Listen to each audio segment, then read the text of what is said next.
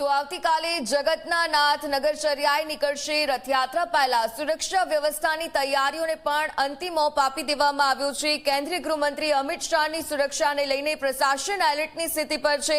આ સાથે બીટીટીએસની ટીમનું મંદિર પરિસરમાં ચેકિંગ ચાલી રહ્યું છે અને આ સાથે ડોગ લોકોનું પણ ધ્યાન ખેંચી રહ્યો છે। આ ડોગ ખૂબ વિશેષ છે કેમ કે બીટીટીએસના બડી ડોગે લોકોનું ધ્યાન આકર્ષિત કર્યું। બડી ડોગ જગન્નાથજીને નતમસ્તક કરતો પણ નજરે પડી રહ્યો છે।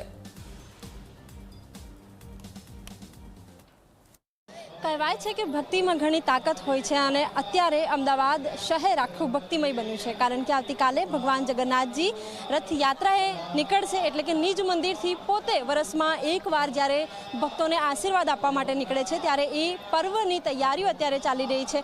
સિક્યુરિટી ફોર્સિસ અત્યારે તૈનાત કરવામાં આવી રહી છે અને અત્યારે હાલ જે દ્રશ્યો આપ જોઈ રહ્યા છો કે જે સિક્યુરિટી ડોગ છે, ડોગ સ્ક્વોડ છે એ પણ અત્યારે હાલ આપ જોઈ રહ્યા છો કે જે મંદિર છે, મંદિર આગળ જાણે નતમસ્તક હોય તે પ્રકારના જે ઇન્સ્ટ્રક્શન તેને મળી રહ્યા છે એને ફોલો પણ કરતું આ ડોગ નજરે પડે છે। સિક્યુરિટી ડોગ છે જેનું નામ બડી છે અને હવે તેના જે ઇન્સ્ટ્રક્ટર છે એમની સાથે વાતચીત કરીશું, એમને પૂછીશું। અચ્છા, જે બડી છે કયા કામગીરી મંદિરમાં કરે છે? આ બીડીએસની ડોગની કરે છે, સ્નીપર બોમ્બ માટેના કામગીરી કરે છે।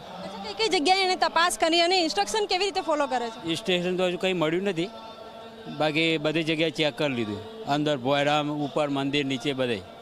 બિલકુલ, આવતીકાલે કેન્દ્રીય ગૃહ અને સહકારિતા મંત્રી મંદિરે આવશે। નિજ મંદિરે આવીને તેઓ જ મંગળા આરતીમાં ભગવાનની આરતી કરતા હોય છે ત્યારે સિક્યુરિટીને લઈને તમામ જે વ્યવસ્થાઓ છે તે કરવામાં આવતી હોય છે અને એમાંથી જ એક વ્યવસ્થા જે બીડીડીએસની ટીમ છે તે પણ અહીં પોતાની કામગીરી કરી રહી છે અને હાલ આપ જોઈ રહ્યા છો કે જે ડોગ છે જેનું નામ બડી છે અને એ આખી જે સુરક્ષાની જવાબદારી એ પણ નિભાવવામાં એક મુખ્ય કામગીરી કરતો નજરે પડી રહ્યો છે અને એને જ્યારે ઇન્સ્ટ્રક્શન આપવામાં આવે છે ત્યારે મંદિર સમક્ષ તે નતમસ્તક પણ થાય છે।